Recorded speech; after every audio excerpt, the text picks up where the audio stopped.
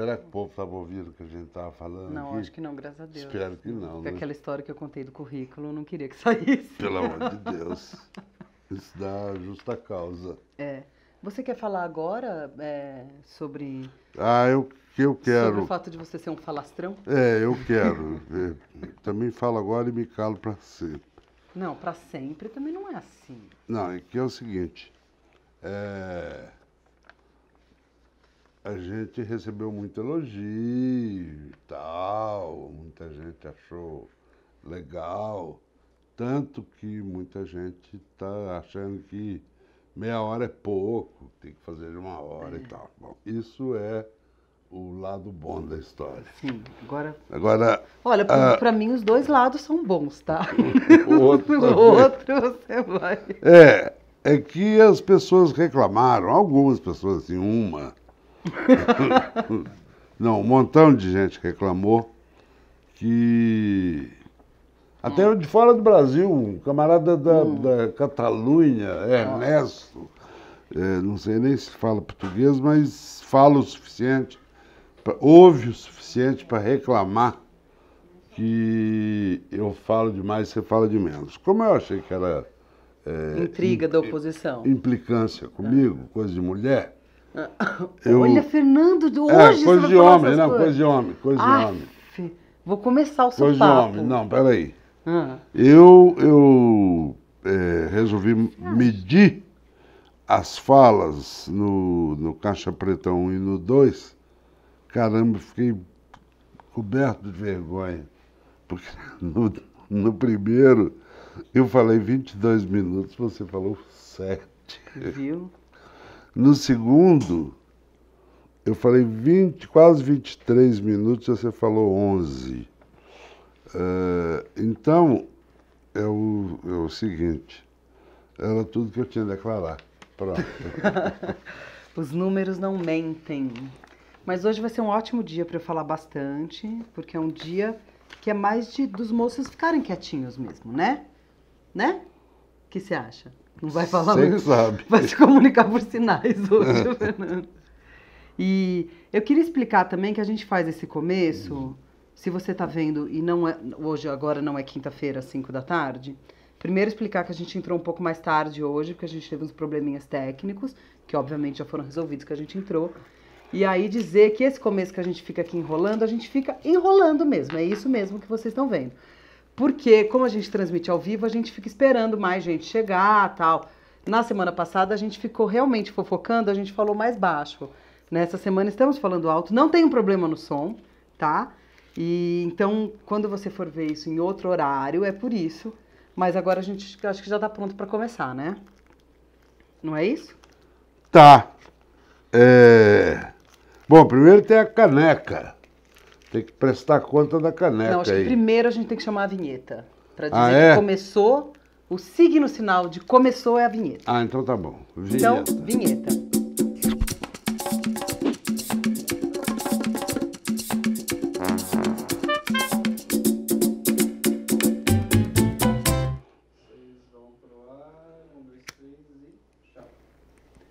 Então começamos. Caneca. Então, a gente hoje vai falar sobre o dia 8 de março, sobre as origens, sobre esse dia maravilhoso de receber flores e desconto na limpeza de pele, né? Mas antes disso a gente vai falar da caneca, porque vocês sabem que tudo que a gente faz é só por causa da caneca. O Caixa Preta é um pretexto para caneca. E a gente fez um concurso semana passada para legendar uma foto. A gente tem a foto para mostrar aqui, foto que a gente ia legendar?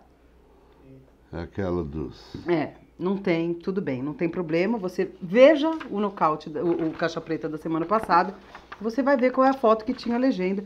E nós temos uma vencedora. Que bom, é uma vencedora, mulher! A vencedora é a Miriam Silvestre e ela fez a seguinte legenda. Bom, então vou explicar o que era a foto para as pessoas saberem, pelo menos, já estou eu metendo o bedelho. São os 3 irmãos Marinhos, donos da Rede Globo, com uma peruca. Com aquela fantasia de capeta do Michel Temer. Exatamente.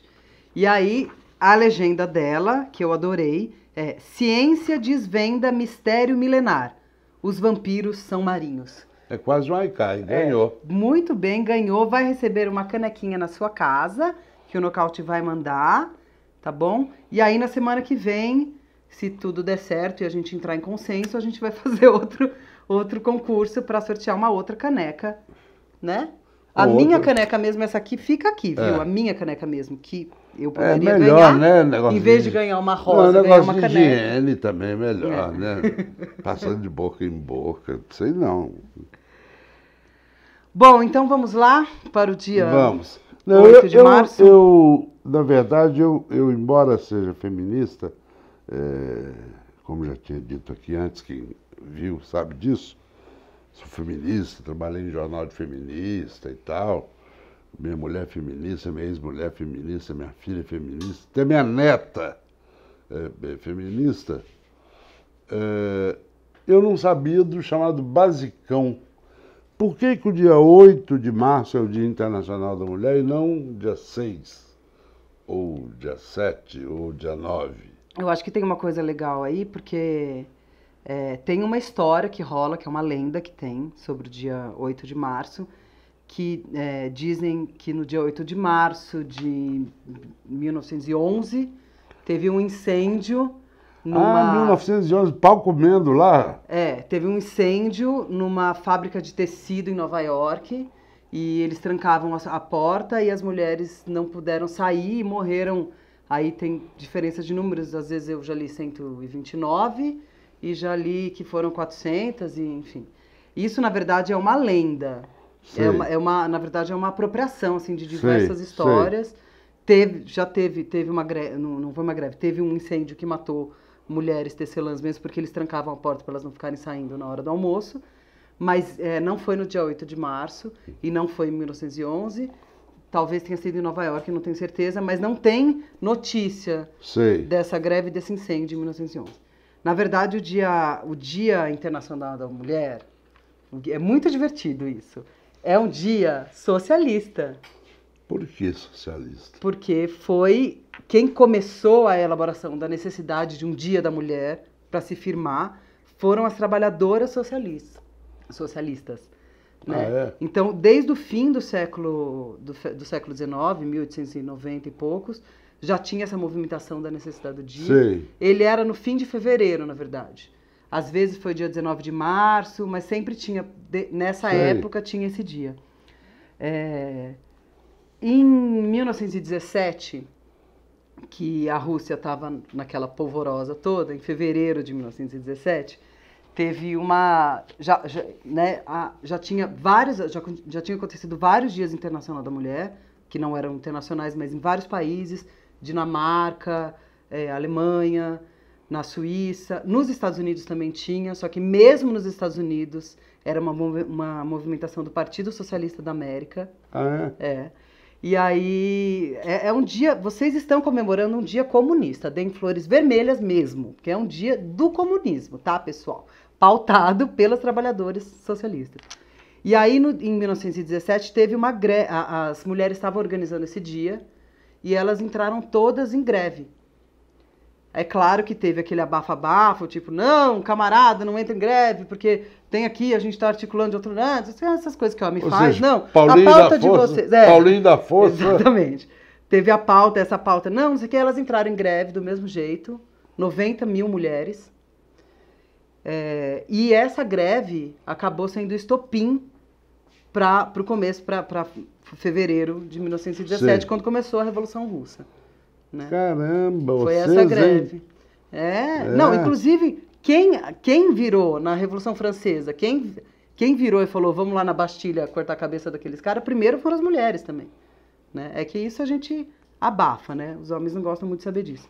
Mas o que acontece? Dia 23 de fevereiro, que foi essa greve, pelo calendário juliano, que é o que eles seguiam, aliás, não sei se você segue, você sabe, você segue ainda calendário juliano na Rússia? Gregoriano. Não, aqui é gregoriano. O deles é juliano. Tanto que eles festejam o aniversário da Revolução Russa, não no 17 de outubro como nós, mas no 11 de novembro. Porque então tem essa diferença. O dia 23 de fevereiro, no calendário juliano, é o dia 8 de março, aqui no nosso calendário. Gregoriano. E aí foi, em 1921... foi a Clara Zetkin que, na segunda conferência das mulheres socialistas, propôs que ficasse o dia 8 de março como Dia da Mulher. E é por isso que é no dia 8 de março. Aí o que acontece? Teve algumas comemorações na Segunda Guerra, né, que estavam muito ligadas ao sufrágio feminino, né, ao direito ao voto. Quando conseguiram o direito ao voto na maioria desses países, falaram, não, tá bom, então chega, não precisa mais de Dia da Mulher, você já conseguiu o que queriam. Né? Elas continuaram fazendo, mas na Segunda Guerra teve um hiato nisso, assim, porque tinha muitos assuntos, né, na época da Segunda Guerra. E aí, mais ou menos nos anos 60, foi que a ONU adotou, começou, né, todo o movimento, a segunda formalizar. onda aí do movimento feminista, e a ONU, quando adotou, já veio com essa história da fábrica De Nova da York. fábrica de Nova York. E aí tem uma coisa interessante também. Em alguma das versões eu ouvi que o tecido que elas estavam fazendo quando teve o incêndio era um tecido roxo, e por isso que a cor do dia 8 de março é a cor da bandeira feminista é também não roxa. sabia. Mas não é por isso. Ah, não? Não, é só para não ser vermelho e não ser coisa de comunista, entendeu? Aí eles escolheram o roxo, que fica uma coisa entre o vermelho e o azul. Sei, mas não entrega o jogo, fica ali meio na Fica ali, moita. mas na verdade é um dia de fundo socialista. Sim. E aí, como o neoliberalismo e o capitalismo faz, eles começam a distorcer tudo, e aí virou essa pouca vergonha que é agora, que vira um dia de você dar desconto em limpeza de pele, e dar, né? O ano passado teve uma grande livraria que deu desconto para mulheres, mas daí quando foi ver era só livro de culinária, maternidade, maquiagem, livro de mulherzinha, né? Porque mulher não pode se interessar por ciência política, né? O interesse da mulher é outro. Assim. Mas você sabe que o Ricardo me mandou por WhatsApp agora um folhetinho do McDonald's, com o símbolo do McDonald's e tal, e escrito assim embaixo. Por se tratar dia 8 de março, Dia Internacional da Mulher, hoje todos os serviços aqui estão sendo feitos por mulheres. Ou seja, os vagabundos estão bebendo cerveja. Pois é, então no dia do trabalho, por exemplo, que é o único dia que não se trabalha, né? Aí as pessoas conseguem entender. Então é feriado, dia do trabalho não se trabalha. No dia da mulher, as mulheres trabalham. E os certo. vagabundos vão jogar futebol. Pois exatamente. Eu fiquei impressionado com isso, achei que era... o McDonald's é um bom exemplo de como eles não entendem mesmo. Mas eu acho muito louco, porque fica ressaltando, no fim das contas, vira um dia de ressaltar estereótipo, né? Porque isso tudo é um estereótipo de gênero e é uma naturalização de uma coisa que não é natural. As mulheres, né? Toda essa coisa que falam que as mulheres... Eu tô falando obviedades, mas não perdem a importância por serem óbvias. Toda essa coisa de que mulher é delicada, de que mulher... né? Isso é socialização, isso é cultura. Né? De que em mulher não se bate nem com uma flor. Né? Eu acho que ninguém se bate nem com flor, nem com nada. Mas, ou que tem que dar flor, ou que dá parabéns. Eu acho bem parabéns sem sentido, porque na verdade a gente tem um dia da mulher, porque os outros são dos homens, né? 364. Todos os outros são dos homens, né? Então virou uma perfumaria, como grande parte das discussões feministas também viraram perfumaria, tipo, empodere-se com batom, seja mais forte, né? Ou a que a gente viu agora também, que acho que foi em Curitiba, que puseram cílios nos semáforos. Como você tem cílios, e é homem, né? Então, cílios é uma coisa de seres humanos, não é uma coisa de mulher, né?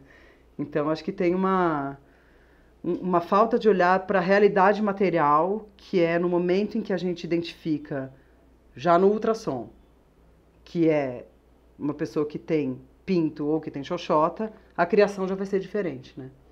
Já vai... Vai ter dia ou não vai ter dia. Né? Vai ter todos os dias ou vai ter um dia só. Mas vai ter o quarto rosa. Mas não é incomum, né, Ana, o capitalismo, sistema em que a gente vive, se apropriar de praticamente tudo. Não só das coisas que são próprias do capitalismo. Ontem, discutindo essa história com a Marina, com a minha mulher, negócio de dia da mulher e tal. E eu me lembrei de uma história que uma vez no Panamá lançaram um carro novo, há pouco tempo, uns 20, 30 anos atrás, o Torrijos era presidente, e o slogan que o gênio do publicitário criou é que o carro chamava, sei lá, Chevrolet. o slogan do cara era ama teu Chevrolet. E o presidente da República, o Torrijos, falava, deviam pagar só metade do salário desse vagabundo, porque o bom slogan mesmo, ironizava ele, era ama teu Chevrolet como a ti mesmo. Mas é isso, sabe? Chega num momento que até um símbolo de luta, vira produto de consumo, compra um batonzinho. Tudo vira mercadoria, qualquer coisa, né? O feminismo serve para vender batom, a coisa está muito perdida quando você vê camisetas escrito assim se parece uma feminista vendida por R$70. A coisa vira o neoliberalismo junto, né, que é um desdobramento aí do capitalismo, torna toda coisa individual. Então todo o discurso feminista, principalmente que vem aí das americanas, é um discurso de empoderamento individual, né? Tanto que atualmente eu tenho até um receio de dizer que eu sou feminista, por causa, né, do quanto isso é percebido. Não porque acham que eu vou ser sapatão de sovaco peludo e feia, sim, porque isso eu sou mesmo, não tem problema.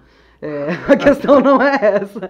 A questão é que virou tantas ondas e tantos jeitos de fazer, e como se fosse uma decisão individual, né? Essa pergunta, o que é o feminismo para você? Né? Ou uma questão de escolha, como se a mulher tivesse uma escolha. Eu escolho ser escrava do meu marido. Eu escolho, né? Não tem aquela moça que estava se relacionando com o cara que batia nela, o jogador de futebol, e ela escolheu voltar para ele. A gente tem que respeitar porque é a escolha dela, né? Então, vira uma escolha individual e não um movimento pela libertação das mulheres.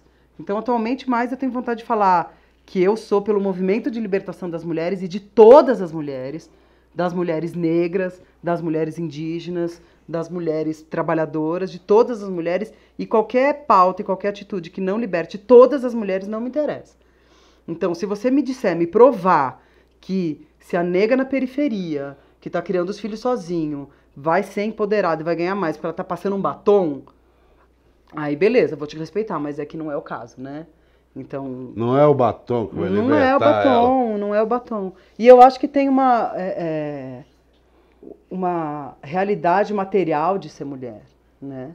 A gente é mulher, nasce mulher, não é? Eu nasci mulher, não foi uma escolha que eu fiz. Quer dizer, não sei, a gente pode ir para o plano espiritual e decidir isso, mas não estou falando de metafísica, estou falando de realidade material. E a partir do momento que eu nasci desse jeito, eu fui socializada e criada de um jeito diferente, né?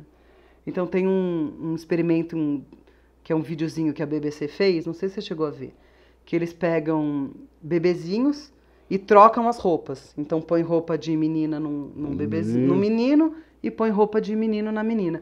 E aí põe uns brinquedos lá, brinquedos de menina e brinquedos de menino lá, e manda o adulto, com as crianças travestidas, né? E manda um adulto ir brincar.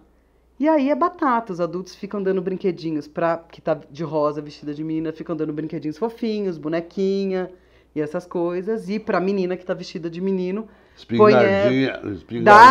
Dá esses jogos de lógica, dá esses jogos aí. Você é criada por 20 anos não tendo acesso aos joguinhos de lógica, ao pequeno engenheiro, ao pequeno cientista, né, sendo criada, na verdade, para ser escrava, porque você ganha um ferrinho, você ganha um bebezinho para aprender a cuidar da criança, porque mulher cuida de criança, passa roupa, né, cozinhinha, maquininha de costura. Eu tive tudo isso, tive uma aberração que chama Barbie Face, que era só a cabeça da Barbie pra gente ficar maquiando.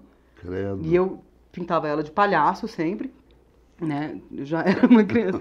Ganhava. Era subversivo. Não, eu não gostava daquilo. Eu queria um carrinho de rolemã, eu queria um Atari, eu queria essas coisas, né? E graças a Deus eu tive pais que foram atendendo essas pautas também, né? E isso não me fez mais ou menos mulher, né? Os brinquedos que eu brincava. E aí, quando chega, você não é socializada com nenhuma coisa que te instigue a pensar, né, espacialmente, logicamente e tal. Aí quando você vai tirar a carta, fala, mulher não sabe dirigir, não tem visão espacial. Não, mulher não sabe fazer baliza. Aê, Dona Maria. Né? Então, a gente tá a cultura se faz de um jeito que a gente não sabe mais o que é cultura, o que é de fato natural. Eu não acho que tem uma expressão de gênero que seja... E a força da cultura antifeminista, homofóbica, misógina, natural, é muito maior, muito maior do que a luta pelo feminismo, pela igualdade, porque mesmo uma pessoa como eu, que se considera feminista, que tenta ter atitudes feministas o tempo todo, eu ainda tenho alguns subsolos de cultura do meu pai, do meu avô, do meu bisavô, que são de machismo. Isso não sai mas não é só da esfregando sua com sabão. hereditariedade, é toda a cultura, né? Sim, porque na verdade deles e do meu colégio, da minha escola, dos meus amigos. Mas é porque a gente vive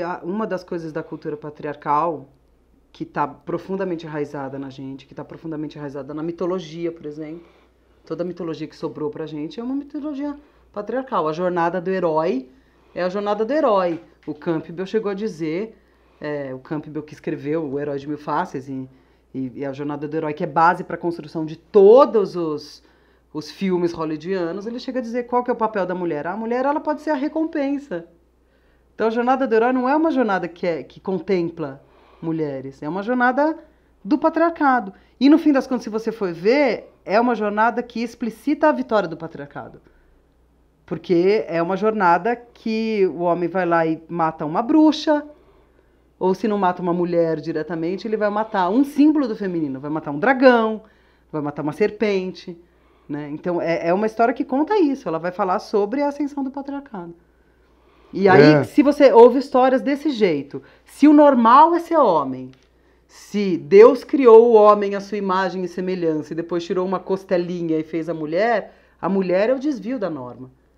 Ser mulher não é ser humano, ser mulher é ser um ser humano alternativo, né? Você sabe que uma vez eu fui ao Japão fazer pesquisa para escrever o Corações Sujos, e eu brinquei com o meu intérprete, que era um cara muito antenado e tal. Eu falei, mas vocês ainda são machistas, vocês fazem chips maravilhosos, mas ainda são machistas. Ele falou, como machismo? A gente combate o machismo aqui no Japão e tal. Eu falei, mas por que o homem vai sempre 2 passos na frente da mulher? A mulher vai um pouco atrás e ele na frente. Ele disse, não, é pra gente protegê-las dos dragões. Elas precisam de proteção. Então o machinho vai na frente. Então, mas é isso, você vê que é um negócio universal, sabe? Universal eu não sei, eu tenho muita esperança que em Vênus, em Marte, no planeta Vega, seja de outra forma.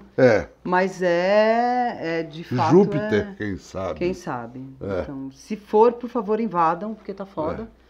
Estou esperando os alienígenas, a minha esperança é nos alienígenas. Que cheguem. Porque eu acho que é mundial, né? Mesmo as culturas indígenas, quando você vai ver, isso aí tá, né? Mas você sabe que o grau de contaminação é tão grande, eu vou confessar uma coisa. Na hora que eu saí de casa hoje para vir para cá, tem uma floricultura aqui na Angélica. Eu cheguei a parar o carro na rua e falei, vou comprar um ramo de flores para levar para a Ana para entregar. Você sabe o que ia acontecer, que eu ia te espancar com esse ramo de flores. Por sorte, Deus existe e gosta de mim. Deus falou, não para aí não, que é proibido, vão te multar. Foi só por isso, só né? Por não isso. Foi consciência. Não foi consciência, não, senão eu teria vindo aqui com um raminho de miosotes. Vermelhos. Vermelhos. Para trazer para você. Então é isso, é parte da contaminação. Mas acho que também não é... Eu recebi muita bosta hoje. Bosta pode falar? Pode. Né?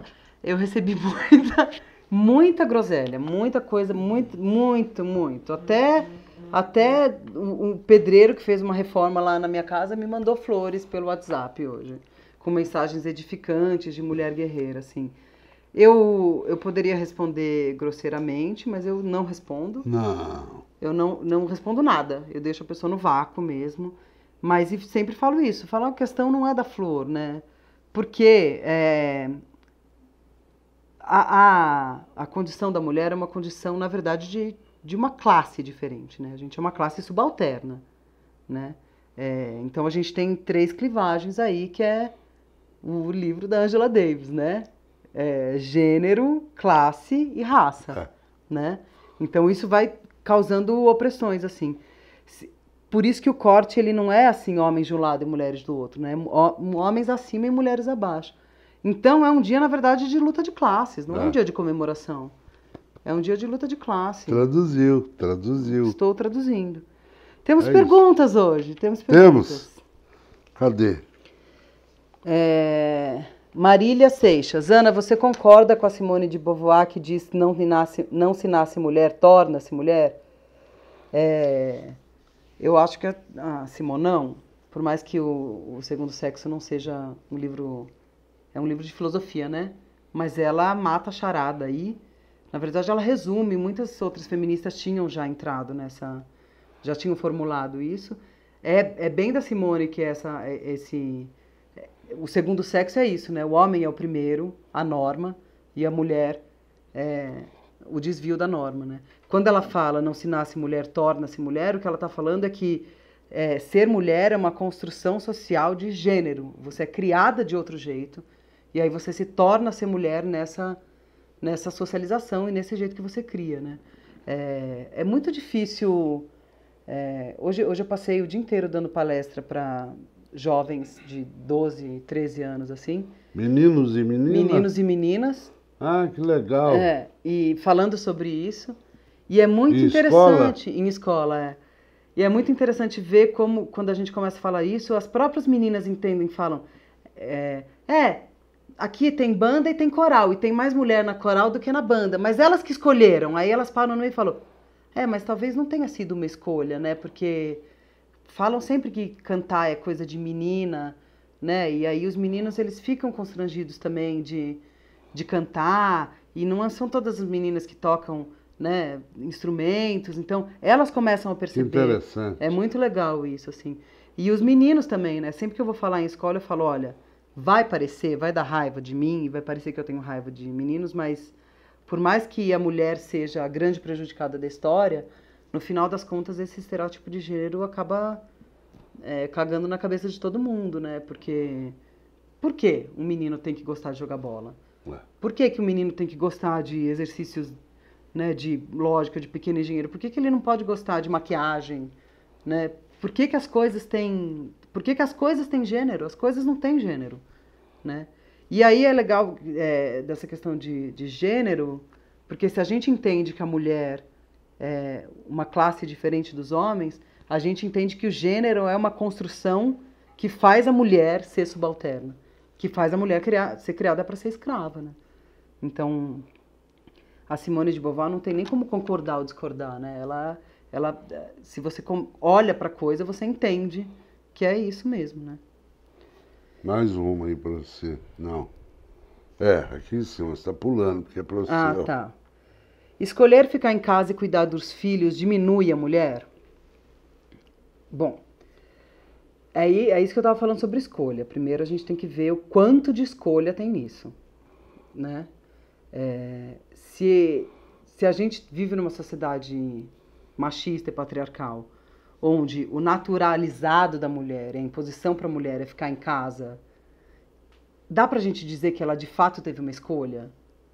Então, se a gente está falando de luta de classes, se eu chegar eu consigo formular isso assim, do tipo, um trabalhador, ele escolhe ser explorado? Então, o cara é funcionário de um supermercado, você vai perguntar para ele, você está aqui por escolha? Como que a gente vai formular essa questão? Sabe-se lá se ele tem escolha, cara? Ele tem que pagar as contas. Ele tá dentro de uma cultura. A escolha que ele tem ali é mínima. Então, não acho que diminui a mulher. Mas eu não acho que é uma questão de escolha. Acho que são poucas as mulheres que têm escolha. Mulheres da classe alta, altíssima, né? Elas podem escolher trabalhar, elas podem escolher ter empregada, e aí essa empregada não vai ter escolha, porque os filhos dessa empregada ela vai ter que deixar com alguém, né? Ela não tem muita escolha. Então, eu não sei se é uma questão de escolha. Eu tenho problemas com essa palavra escolha. Qual leque que a gente tem aí para ela escolher? A gente tem que analisar isso. E não acho que cuidar dos filhos diminui ou não diminui, mas que eu também não acho que cuidar dos filhos é uma coisa natural da mulher e toda mulher nasce com, só se sente completa se tem um filho. Eu não tenho filho, não quero ter, tenho cachorro, tá bom, entendeu? Não me sinto menos completa porque eu não tive um filho. E não sinto que a mulher tem essa... tem uma frase que fala, ai, bate o relógio biológico e te dá uma vontade de louca. Então, meu relógio biológico tá quebrado. Essa vontade louca, se aconteceu, ela durou 5 minutos, passou. 5 minutos eu não estava perto de ninguém que pudesse me engravidar. Então, passou. Gosto de criança, minha questão não é com criança. Minha questão só é que eu não para começar, eu não acho que o mundo tá tão legal assim pra gente ficar pondo gente. Mas não é. Então tem essas coisas, assim, que são naturalizadas e que não são uma questão de escolha. Questão de imposição. Quanto de escolha essa mulher teve, de que classe social ela pertence, de que raça que ela é. Mulheres negras, pobres, vão escolher ficar em casa, não vão, elas não têm nem escolha, tem que trabalhar. Muitas delas são chefes de família, criam os filhos sozinhos, tem que trabalhar e cuidar dos filhos. Acho que não é uma questão de diminuir, né? Essa daqui é pra você, ó. Sandra Campos. A gente podia entrar nesse assunto que você ia falar. É verdade, da Olga. Você acha que foi uma traição de Luiz Carlos Prestes apoiar Getúlio Vargas depois dele ter mandado prendê-lo ao Prestes e de ter extraditado sua esposa judia, Olga Benário, grávida, para a Alemanha nazista? Quando eu entrevistei o Prestes para fazer o Olga, horas e horas eu ia para o Rio, passava fins de semana gravando com ele. Eu, no finzinho, perguntei isso para ele, que na verdade eu já sabia a resposta, porque já tinham perguntado várias vezes para ele. Deve ter sido, a primeira vez deve ter perguntado na hora que ele desceu do palanque, levantando a mão de Getúlio. Isso poucos anos depois dele saber que a mulher dele tinha sido morta numa câmara de gás e que a bebezinha dele tinha sido, que hoje é uma senhora, que é a Anitta, professora de História no Rio de Janeiro, que a bebezinha tinha sido criada, tinha sido separada da mãe para ser criada como uma criança nazista. E aí alguém pergunta isso para ele, essa pergunta que eu repeti, e ele, que era um homem muito seco, muito frio, muito, aparentemente, muito frio, ele disse: há determinadas circunstâncias em que o interesse de 30 milhões de brasileiros, que acho que era isso a população do Brasil naquela época, 30, 40 milhões de brasileiros, está acima das tragédias pessoais e familiares de cada um de nós. Então, ele, evidente que ele devia achar, que tanto Prestes quanto Filinto se comportaram como dois monstros no episódio da Olga, mas naquele momento, para o Brasil, o importante era que o Partido Comunista Brasileiro, que era ele encarnava o partido, fosse lá no palanque e cumprimentasse o Getúlio. Agora, eu acho bom tocar nesse negócio, nesse assunto da Olga. Hoje, e nessa época, sobretudo, vou fazer uma pergunta para você, vou ler alguns nomes aqui para você e para todo mundo que está assistindo a gente aqui, que eu queria saber o seguinte: vê se você identifica alguma das pessoas que eu vou ler, cujos nomes eu vou ler aqui. Bento de Faria, Carvalho Mourão, Eduardo Spínola, Carlos Maximiano, Evandro Lins. Provavelmente, tirando Evandro Lins, 99,9% das pessoas que estão nos ouvindo nunca ouviram falar dessas pessoas. São 6 ou 7. Esses são os componentes do STF, da Suprema Corte, que decidiram, com esse pedacinho de papel aqui, que a Olga Benário, que estava esperando um bebê de um brasileiro, que, portanto, tinha direitos à Constituição, era claríssima, era judia e comunista, e estava sendo deportada para a Alemanha de Hitler. Foram esses que decidiram. Então, quando hoje, passados quase 80 anos dessa tragédia, esse povo fica aí enchendo a boca para falar do Supremo, a Suprema Corte. Não, porque a Suprema Corte vai decidir esse sujeito horroroso aí, cujo nome não me lembro, que foi presidente lá do Supremo, o Calvo, enche a boca para falar de Supremo. O Supremo não são as pessoas que estão lá. A instituição Suprema Corte Brasileira já nos encheu de vergonha muitas vezes. Está para nos encher de novo. A deportação da Olga foi uma das vezes. Golpe militar de 64, foi assinado o Jango ainda estava em território brasileiro e a Suprema Corte decidiu vaga à presidência da República, dando posse ao Auro de Moura Andrade, que era daqui de São Paulo. Então, a pergunta que a pessoa fez, a Sandra fez, sobre a relação do Prestes com Getúlio depois do assassinato da Olga, é boa não só em si, pela pergunta, mas porque dá a oportunidade sobretudo do pessoal mais menino, mais moço, ficar sabendo o seguinte: não pense que porque STF é Suprema Corte, que não tem as suas vergonhas.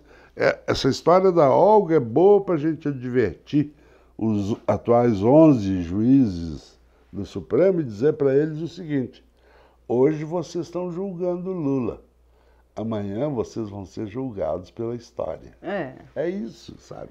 É isso.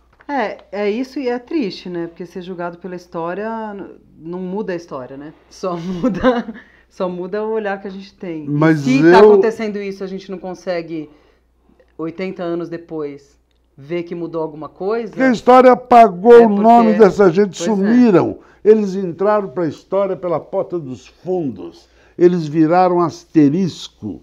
Eles viraram nota de pé de página. Tem mais de 50 ruas e praças no Brasil e em vários lugares da Europa com o nome de Olga Benário Prestes, e não tem uma rua, talvez na cidade onde ele nasceu, com o nome do seu Bento de Faria. Ninguém sabe quem é seu Bento de Faria. Os tataranetos dos juízes que estão atualmente fazendo esse esporcátio que estão fazendo com a democracia no Brasil, os tataranetos vão cobrar deles. Isso é porque Deus não existe. Porque se existisse, vocês todos iriam para o inferno.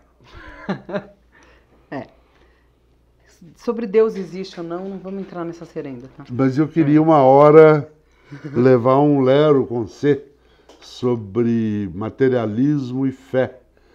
Porque eu tenho, antes já de você vir trabalhar conosco, eu já te ciscava, e é uma coisa que me chama a atenção. A gente pode fazer um dia. A gente pode fazer um dia. Que você, assim como eu, tenho poucos amigos em circunstâncias que eu suponho semelhantes à sua.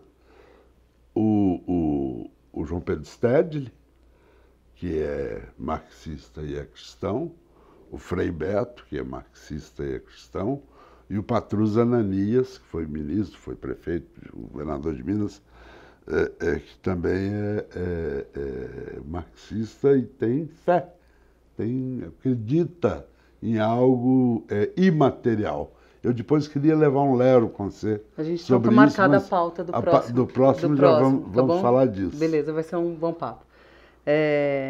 A gente pode falar daí também sobre a inserção da religião na política, que é um bom papo também. Isso. Perguntas. Ana, gostaria que você comentasse sobre o feminismo liberal e a ideia de empoderamento. Beijos. Eu vou juntar essa pergunta com a próxima, tá? Porque daí a gente já mata 2 coelhos com uma caixa d'água só. Ana, me diz e você tem essa mesma percepção minha. A palavra gasta, sororidade, até mesmo por estar gasta, acabou virando um conceito que só vai até a página 2.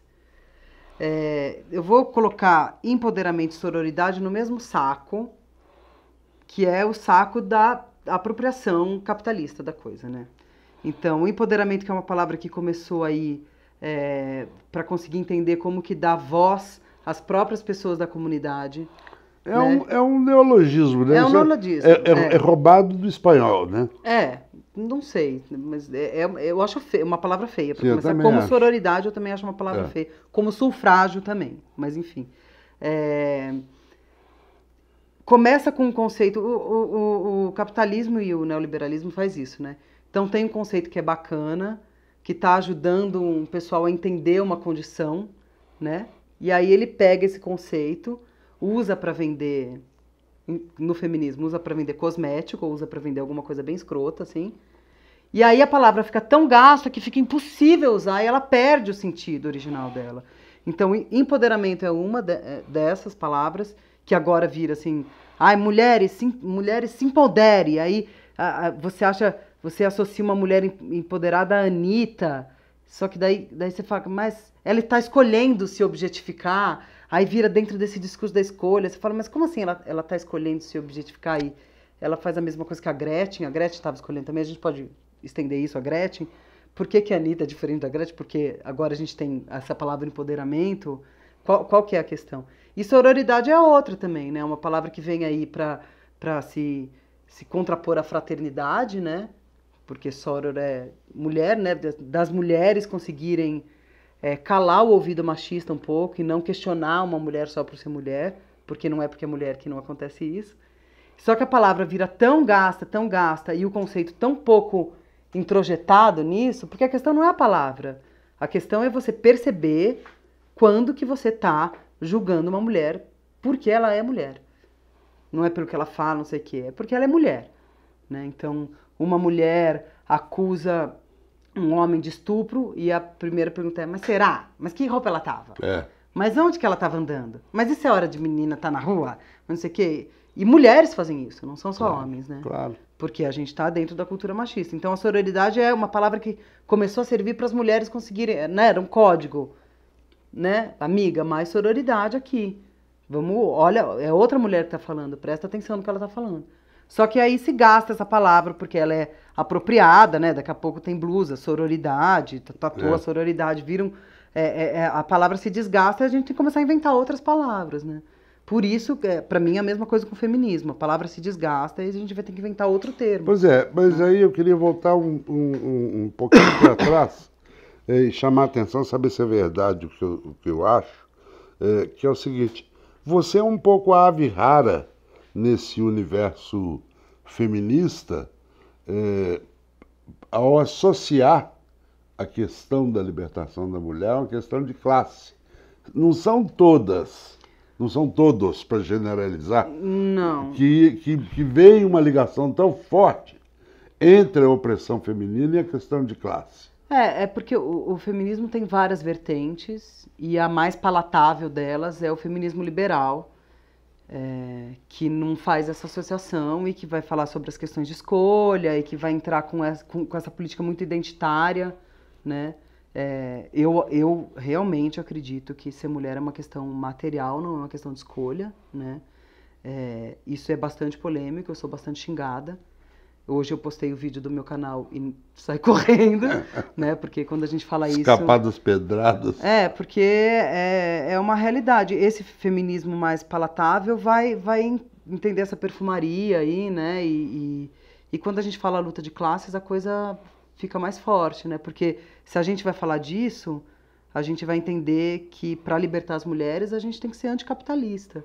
Porque se o capitalismo ele é criado dentro, né? Ele é produto do patriarcado, não tem como você ser uma feminista capitalista. Isso é um, né? Mas se você tem essa visão, se você acha que é só sobre igualar salários ou igualar direitos, não que só, é uma luta importante, mas está resolvido. A gente consegue ali transitar no capitalismo, é só uma questão das mulheres ganharem a mesma coisa. Claro. Né? Então, como eu acho que tem uma opressão que é estrutural, que tem a ver com classe, como o racismo também acho que o buraco é mais embaixo, não acho que o negócio é só dos negros se empoderarem, né, e ter mais empregos e serem, né, presidentes dos Estados Unidos. Não melhorou tanto assim, né? Como não é uma questão individual, é uma questão estrutural, é uma questão de classe. Eles estão ali representando interesses. Então é mais difícil aí. Por favor, surgiu uma dúvida aqui. Somos 4 irmãs assistindo vocês. 2 disseram que são a favor do casamento gay, mas contra a ideologia de gênero. Pediram minha opinião e eu prefiro que a Ana explique se é coerente isso. Bom, aí a gente entrou no assunto mais complicado que eu fico tentando sempre escapar, que é essa coisa de ideologia de gênero. Porque gênero é outra dessas palavras que foram apropriadas e que foram mudando o significado.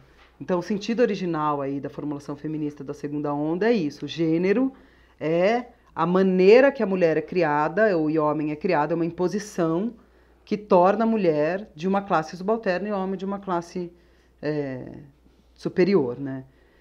Tem uma virada aí nos anos 80, mais ou menos, que é principalmente aí, começa com a Judith Butler e tal, né, que escreve Problemas de Gênero, que aí ela formula que gênero é uma performance, né? Eu vou tentar falar isso sem dar opinião, estou só explicando. Então, quando a gente fala de ideologia de gênero, que esse termo ideologia de gênero é mais um termo que foi cunhado contra as pessoas que são, né, com pessoas, vamos dar nome aos bois, com pessoas mais homofóbicas, assim, né? Porque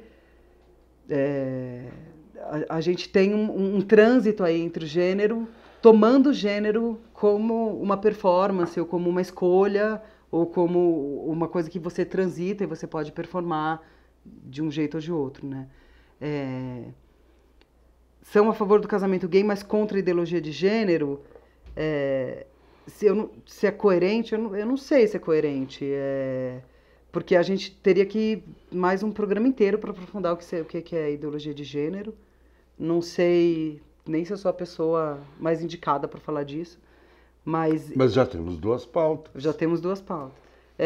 Ou a gente pode trazer alguém para falar sobre isso também, sei lá. Também eu acho que a gente pode, dependendo do tema. Mas é importante entender que a vertente do feminismo que eu sigo, que encara gênero como uma, né, que encara o gênero como uma expressão da opressão, de uma divisão de classes, de uma divisão hierárquica, né, entende gênero de um jeito. E aí outras vertentes entendem gênero de outro jeito, né? Então, eu tô dando uma ensaboada aqui para sair dessa questão um pouco. A gente tem que dar as nossas dicas e encerrar. Já estão mandando? Tá já bom. Já estão mandando. A sua dica de hoje. A dica é o seguinte, aquela história da gente dar um pitaquinho cultural no final da Caixa Preta. Quem acompanha o Nocaute já deve ter visto que a gente desovou aí ao longo das semanas alguns teasers, mini trailers de um grande documentário que vai estrear dia 15 nos cinemas, chamado Estado Novo, de 1937 cenas do Estado Novo, imagens do Estado Novo de 1937 a 1945, que é um mega documentário de 3 horas de duração, com alguns intervalos para o camarada poder descansar um pouquinho, fumar um charutinho, feito pelo Eduardo Escorel e pelo Cláudio Cans, dirigido pelo Escorel, dirigido e narrado pelo Eduardo Escorel e produzido pelo Cláudio Cans. Eu, que sou um rato de arquivo, sobretudo desse período, que vai da Revolução de 30 até o golpe de 64, eu vi o documentário deles inteiro, eu nunca tinha visto nenhuma das cenas. Tem cenas lindas, belíssimas, de altíssima qualidade, que os dois, o Escorel e o Cláudio, saíram pelo Brasil e pelo mundo comprando fragmentozinho disso, fragmento daquilo. Recomendo a todo mundo, é um programaço Na hora que sair no cinema, semana que vem, e depois saindo em vídeo, não percam Imagens do Estado Novo, 1937-1945. Muito legal. Aliás, quem leu hoje o Marcelo Rubem Paiva, ou no Estadão ou na internet, deve ter visto uma bela crônica dele sobre esse documentário. Então, esta é a minha dica. E agora... Bom, a minha dica...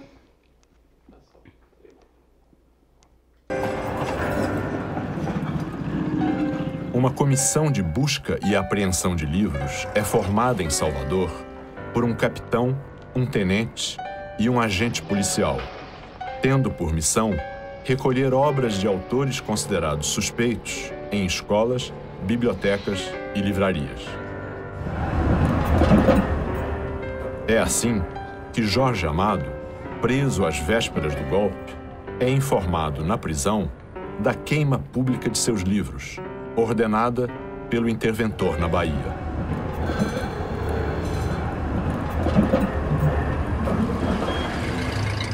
Livros de José Lins do Rego também são queimados nesse ato que reproduz o que acontecera na Alemanha após a subida de Hitler ao poder. Voltando para vocês em 3, 2, 1. Bacana. A minha dica é uma dica de uma pesquisa, uma dica feminista também, de uma pesquisa de uma historiadora que faz uma pesquisa sobre compositoras mulheres no Brasil, que chama Carol Murgel. Tem um vídeo no meu canal que eu entrevisto ela é maravilhosa. Vocês podem ir em qualquer palestra dela, chamem ela para a sua cidade da palestra. E ela leu um artigo um dia falando sobre as compositoras mulheres, e aí esse artigo escrito por um homem colocava um hiato aí, né, entre a produção. Da produção, dizendo que uma pena que as mulheres não são compositoras. Ela falou, será? E aí o trabalho de doutorado de pós-doc dela, ela foi verificar, procurar quantas mulheres compositoras tinha no século XX, achando que ia achar umas 300, e ela achou 7.500 mulheres compositoras.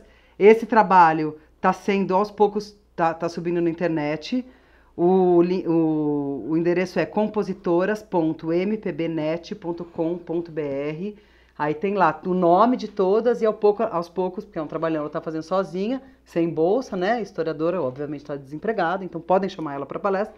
E ela está subindo sozinha lá a biografia, mas está lá já relacionado o que essa compositora fez, o que não fez. Ela ficou no século XX, mas daí ela achou algumas do século XIX e acabou entrando no século XXI aí. Carol Murgel.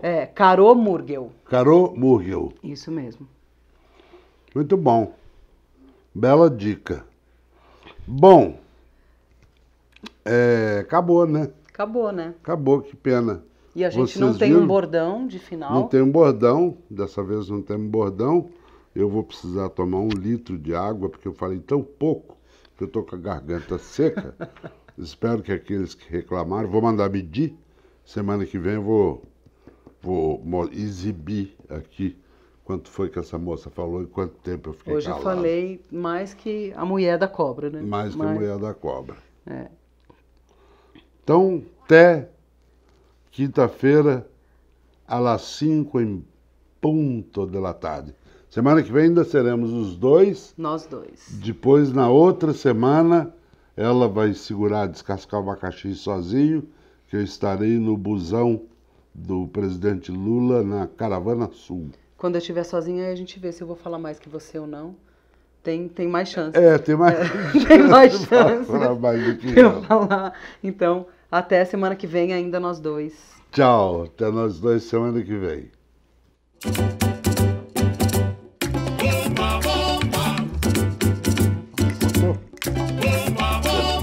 Fernando, dá um abraço na Maria, sua mulher, sua amiga.